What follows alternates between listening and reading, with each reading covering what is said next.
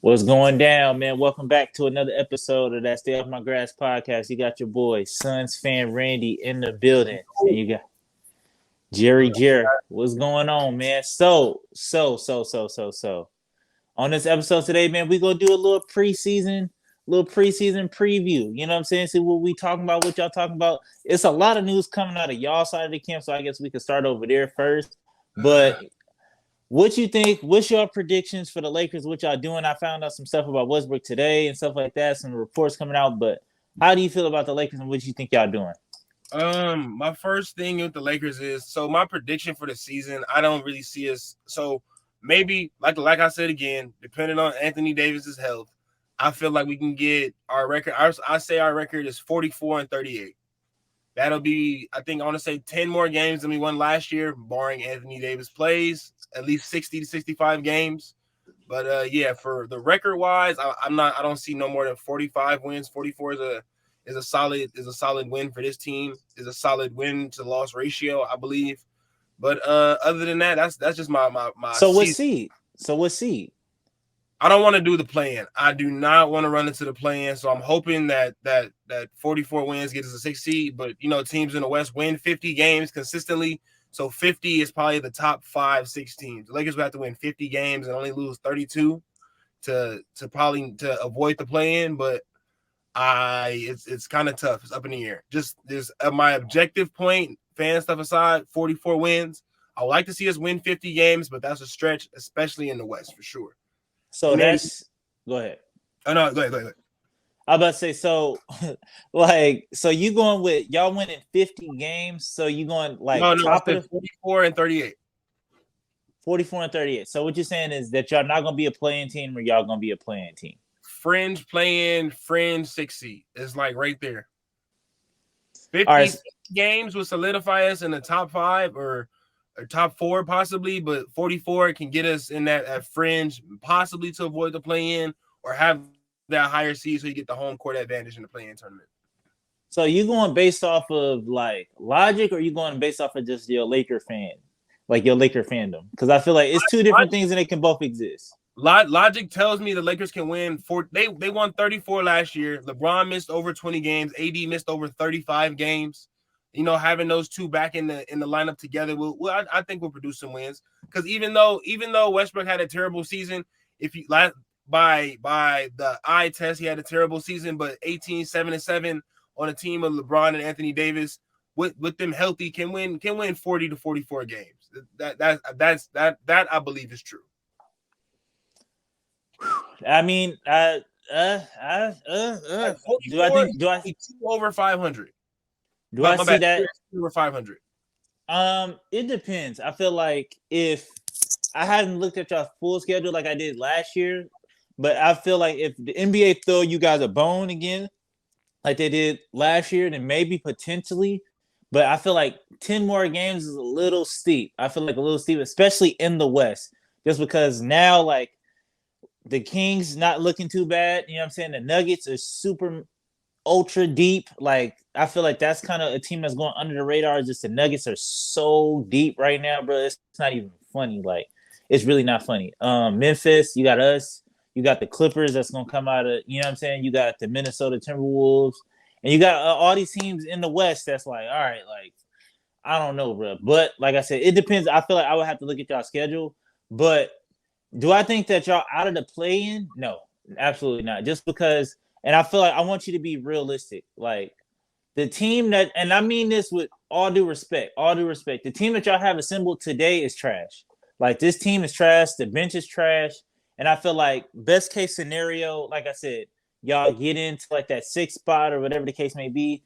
But like at the end of the day, like I'm just looking at this list of players. Like you got, I don't know. And it's interesting too, because a lot of people was talking trash about Frank Vogel and his rotations and stuff like that. But I feel like during that whole preseason run, Darvin Ham never had a set rotation, never had a set starting lineup. Like, all right, like these are our starters. You know what I'm saying? Like Lonnie Walker would be in there sometimes. Sometimes he would start Westbrook and Patrick Beverly. Now we talking about Westbrook coming off the bench. We'll dive into that a little bit later on. But like I said, just coming, like I get it. And for an 82-game season, though, you need a bench. And this bench looks trash. Like, you got Max Christie.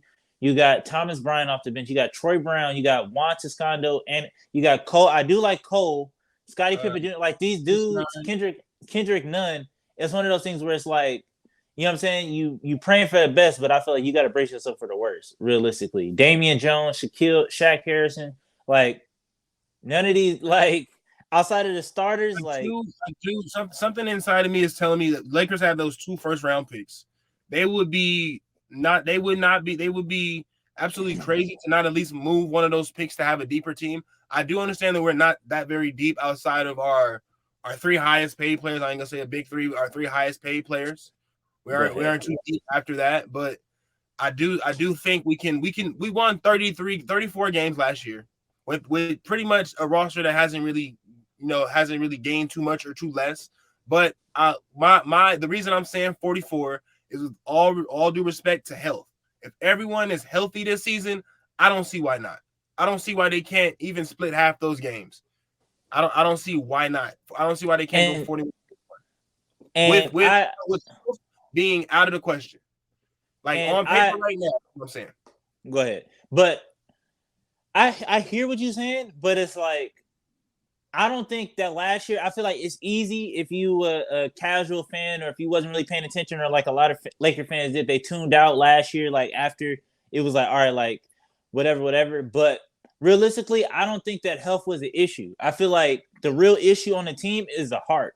Like they went out and played a lot of games last year with no heart. Like a lot of games was decided by the second quarter. Like they would come out on the first quarter, in that first 5 minutes, y'all would go down by 20. And that would just literally be the game. So like you can sit up here and try to point like, oh, like if we was healthy, like okay, I get it. But even when AD was there, y'all was still getting y'all ass whooped. Y'all was still playing with no heart. LeBron was out there playing with no heart. He was out there stat padding or whatever the case may be. So I hear you in the sense of the health aspect, but I feel like this team doesn't need, like, yes, it needs health, but it needs a whole lot of other things. But it needs to play with heart. Like you need players that's going to play with heart. Let me give you 3 games from last season. That's the game we played in Miami, the game we played against the Clippers, and then the game we played against the Nets on Christmas. All in the second half, these were close games that just got decided not by heart per se, but just by availability, who was on the floor and ready to play. Those get like when we played the Heat, that the Lakers lost that one. I don't know how.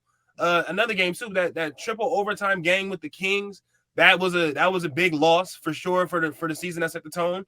They also had another comeback loss to the Kings that they were up 15 points and the Kings stormed back and beat them.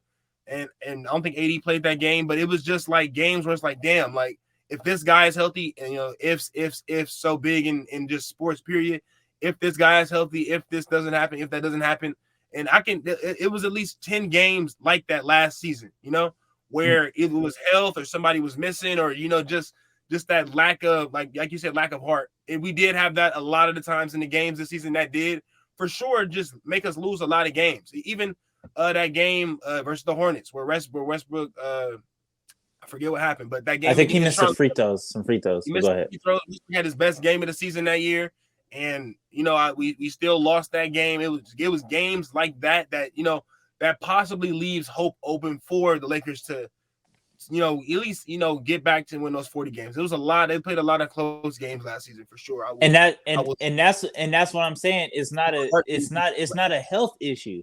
If, like you just said, literally every game you just listed, you just said they were close games. Y'all could have won if y'all made the winning plays. So it comes down. It's not a health. It's a heart issue. It's a heart. Like okay, like this team doesn't have. Like at the end of the day, I see what you're saying. AD didn't play either. AD didn't play in that Thunder game. I understand that. I understand that completely. You need your superstars, and I feel like yes, you need your superstars, but you don't need your superstars to win you a game on a Wednesday night in March. You see what I'm saying? Like you need the role players, you need the coach, you need to pull together as a unit to be like, okay, but you can't rely on your superstars or like I get it, you can, but you can't. You see what I'm saying? Like championship teams. Like you don't rely on you rely on them to bring you home. I give you that, but you don't rely on them solely. Like all right, like on a Wednesday night in Toronto in October or like in November, like you know what I'm saying. You need the team, you need the chemistry, you need the heart, you need to, you know what I'm saying. Like you can't be like all right, like well, like if Anthony Davis is healthy, woo, I get it. It's But I feel like that's more important towards like postseason play than it is during the regular 82 season. You know what I mean? Like you need more from your role players. You need more from your team. It's more of a team thing than it's just like, all right. And I feel like I watch, if you watch LeBron or if you watch some of the superstars, like the superstars during the season, they pace themselves. Like they put themselves in position to where like, all right, all we got to do is just get to the fourth and have a chance, and then I'll bring it home. You see what I'm saying? And I feel like with this team, y'all couldn't put yourself in a position to actually go into the fourth and still be in the game without LeBron or somebody having some, like LeBron literally had to average like 50 points. You know what I'm saying? Like just so, or like he had to score 40 or do something like that's not characteristic of him to be like, all right, like he has to really throw on a cake just for y'all to be in the game. And I feel like that's the issue more than top heavy like that's their style of play, and that's how they have to choose to win. But let's move on. Let's move on from the Lakers. Let's get into the boys in the Valley for sure. Last season, definitely a disappointment. Losing Game 7, getting blown out at home for sure. That had to spark some change in the organization for sure. Y'all not bringing back Jay Crowder. The DeAndre Ayton is a little disgruntled. Booking CP, I don't think much has changed there. But going into the season for y'all, I feel like y'all biggest question is Ayton, if he's going to completely buy in or is he going to be checked out. So my question to you is what needs to happen for the Suns, let's say to get back to the conference finals? Right. Well, I feel like at this point, like as Suns fans or just whatever, like we hear the outside noise or we hear like the rankings and the disrespect, and I feel like actually like I'm actually comfortable now because I feel like I was so uncomfortable the last year, just in the sense of like everybody just expected us to win, so it was just like it was an uncomfortable thing because it was just like I've never really sat in that seat before. We as Suns fans never really sat in the seat of like everybody's just expecting us to go back to the finals. You know what I'm saying? Like everybody was like, all right, and then we did what we did. We ran the West, we ran the whole league, had the best record. So everybody was like, it's gonna be the Suns versus whoever, or it's gonna be the Suns and Warriors and whoever win that series. You know what I'm saying? So like now we're getting more disrespected. Everybody's saying our championship window is closed and all this other stuff. I feel more comfortable because it's like, all right, like now everything's back to normal. You know what I'm saying? Like now we're back as being an underdog or whatever the case may be. But there is some things that do need to change and some stuff, some points that people did point out. And I was like, all right, like I kind of got to agree with it. And some of these points is valid. But I feel first thing, like we shouldn't, at this point, I'm over the whole, like the conference finals things. Like I'm not going to be satisfied with that anymore. I feel like we've done everything in between, up and down, whatever, had the best record, went on the most streaks or whatever the case may be, maybe went to the finals last year, whatever. So it's like now, the only thing we can get now is only thing I'm expecting now is a ring. So it's just like, all right, we just need to get there. But in order for us to get a ring, I am concerned about DeAndre Ayton in the sense of I feel like now we're kind of sweeping it under the rug because the season's about to start. And I feel like we're just going to play it down and just see how it goes during the season and see if he can be more aggressive. But realistically, and some of the points that I've been hearing is that are valid is CP3 needs to be the third best player on this team for us to win the championship. So that means DeAndre Ayton needs to take a step forward, and that means that Monty Williams needs to let him take the reign as the second best player. Don't hold him back. You know what I'm saying? Like let's feed him the ball more. Let's let him get more ISOs. Let's let him, you know what I'm saying, work a whole lot more than he's been doing so he can, you know what I'm saying, become a second threat out there opposed to like having to rely on a 38-year-old man to run the offense and then, you know what I'm saying, being our second best player because we're not like, obviously it wasn't working. It didn't work.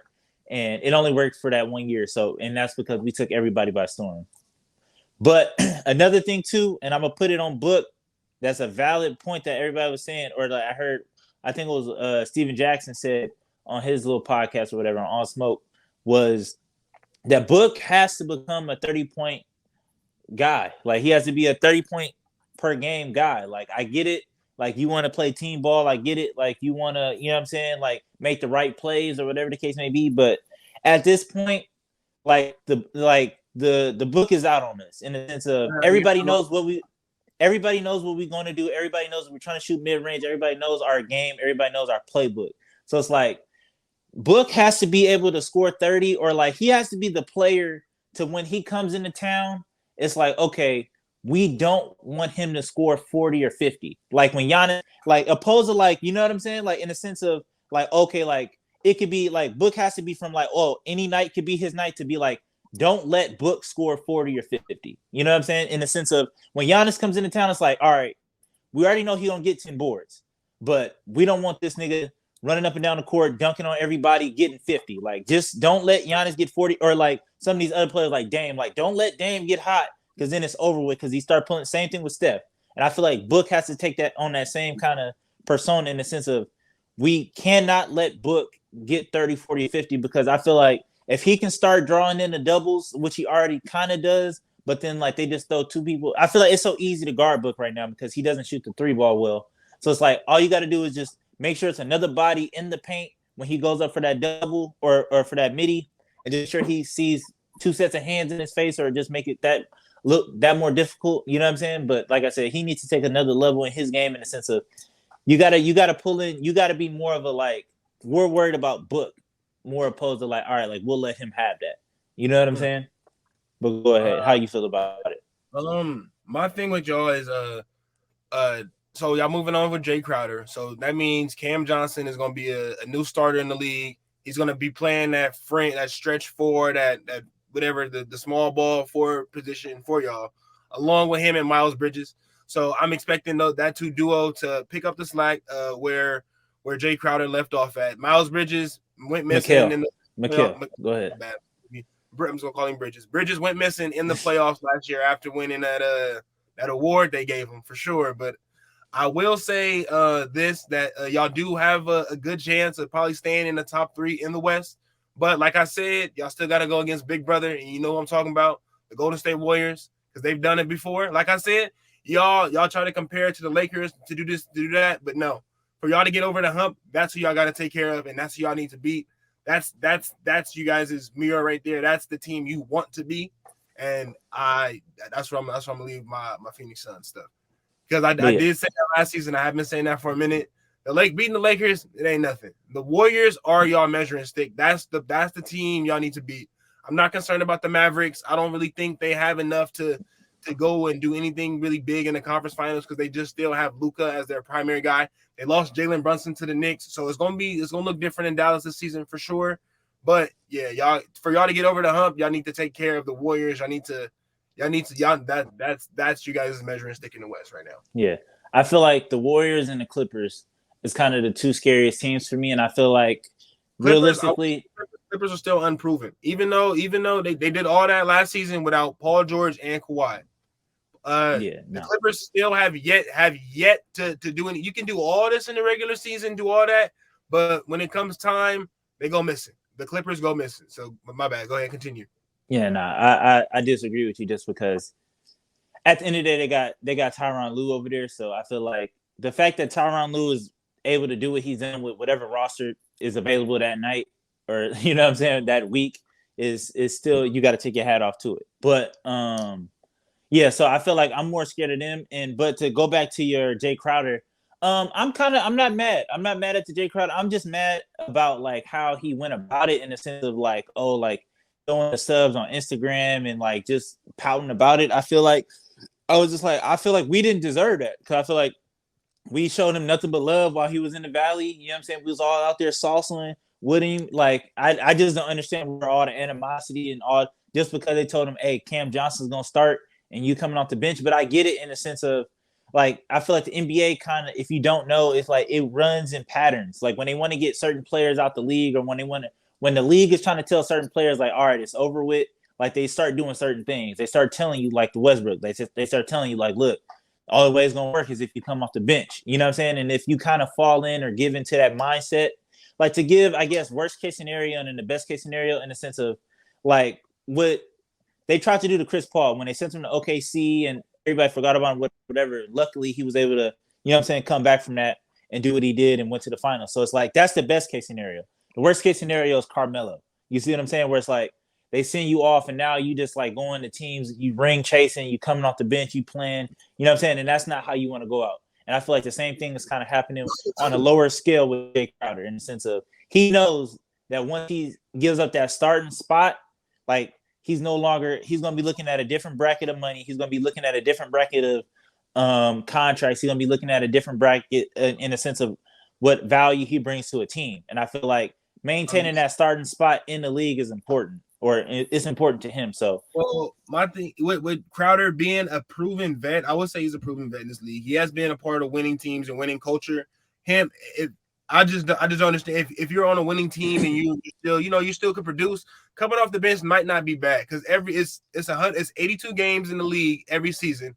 Guys get hurt every season, and if you want to stay in that role, guys get hurt every season. You can always step up and take somebody else's spot because any given day, NBA is not like the NFL. You don't have to wait a week to play.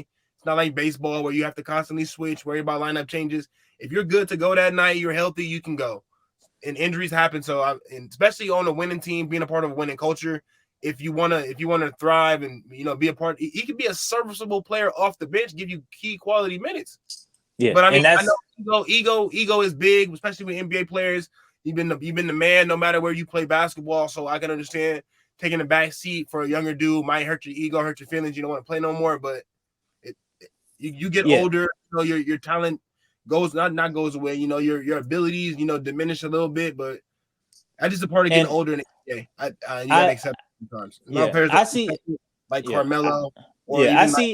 I see your point of view on it. I see your point of view, but I'm looking at it from the player's point of view in the sense of, like you just said, if you let people get in your ear and say like, oh, like you should just come off the bench, or like, oh, you should just know your role and be like pray on somebody to get hurt for you to, you know what I'm saying? But then, like I said, you end up like Jeff Green. You see what I'm saying? Where it's like, all right, like you was a starter, then you was like, all right, I'm gonna take a backseat role, and then now that's all you are, and now you're bouncing around from 6, 7, 8 teams. And you know what I'm saying, within the last 2, 3, 4 years, and he had already bounced from Jeff 3 Green other teams. Was a solid contributor for the Nuggets in the playoffs, wasn't he? Was he not? Didn't he just go to the Nuggets? No, he was. I believe he played there last season. That's debatable. But no matter where, I don't say he was on the. He played some. I forget where he played. Excuse me. But no matter on the Nuggets, he has been a solid contributor on the team, and that's all you can really ask for. But especially when you know that the league is changing and your role is changing specifically. I mean, if you're not you have to be built for that. Like, and that's what I'm saying. Like everybody, if you value yourself as a starter, if you think that, hey, I think I'm a starting dude in this league. I don't care where I go. I'm a starter and I get minutes. Like, you know what I'm saying? Like I start games and I close games. Like that's what I am. You know what I'm saying? I get it. It is a lot of ego and it's a lot of pride, but I'm not going to be the one to be like, hey, you know what? Don't have high self-value. You know what I'm saying? Like don't value yourself or like sell yourself short. Like if you think that you can go somewhere and start, like go ahead. You know what I'm saying? But like I said, I think that the odds are stacked against him in the sense of he's older. He doesn't shoot the ball very well. You know what I'm saying? He's a decent defender. Like only good thing I guess he has for him is that he's an enforcer on a team, and I feel like every team kind of needs an enforcer or that guy that's gonna be like, all right, like we're not going for all of that. But yeah, I mean, I get what you're saying, but I also get Jay Crowder. I just don't like how he went about it. But to flip it over to Cam Johnson, I'm kind of excited, but I'm kind of not, just because I feel like I see Torrey Craig taking his spot in the sense of something that Suns fans don't want to address is Cam Johnson is soft. Like it is what it is. Cam Johnson is soft. He's Terry Clough. You know what I'm saying? Like the boy's soft in the sense of he gets hurt, he gets bone bruises. Like he's just injury prone. Like best case scenario, he don't get hurt. Best case scenario is like he cool. We ride out to the whole season, and you know what I'm saying? Bada boom, bada bang. But it's like just him and just his history. Like he's soft. Like he gets hurt. He doesn't play a lot, and I feel like the bench role kind of helped us just because I'd rather him come off the bench just because if he starts, then it turns him into the fourth option, and okay. I don't like that. I don't like him because I feel like he already plays with a high IQ in the sense of like he's always trying to make the right play. He's always trying to like, you know what I'm saying? Like he's not going to just jack up threes like Jay Crowder or whatever the case may be. But then it's like you have the green light to shoot the ball like from wherever, like from three, like what, like as soon as you get that, like let it fly. And I feel like he's more so like, oh, like I could have just made one more, or I'll just make one more pass, or like I'll just pass with this shot because he kind of closed out late or whatever the case. And it's like, nah, like Jay Crowder is letting that hoe fly. And I feel like that's, unless he comes with that kind of energy, like Jay Crowder is throwing up bad shots. Jay Crowder will wave off Chris Paul and Book when they be like, and he'll take that. You know what I'm saying? Cam Johnson got that in him, then I don't want him to start. And I feel like even though people are like, oh, Torrey Craig is still bad, but I feel like Torrey Craig, one thing he does well is he grabs offensive boards, or he'll be the person to give you the second chances at boards. And I feel like I'd rather have somebody that's the fourth option that crashes the boards and gives us another chance at a shot than somebody that's gonna pass up a shot or like not realize like, okay, like I have the green light, let that hoe fly. All right, man, let's wrap it up. Let's get out of here. Let me hear your MVP prediction for the 2002-2003 NBA. 2003. I want to make myself clear. Devin Armani Booker. All right, I've been harping that for a few years. I'm just gonna go with a safe, comfortable pick. I got Giannis. I got Giannis going for his third. Oh, there it is. Bucks going back for that third. Oh, I forgot you don't like the Milwaukee Bucks, but hate them, man. Hate them. Cannot deny it. But all right, man, let's get on out of here. Rapping with you again. Until next time. Tuesday, baby. Lakers, we must spoil that ring ceremony. You already know what's going on. All right. Yes, sir. All right. Peace.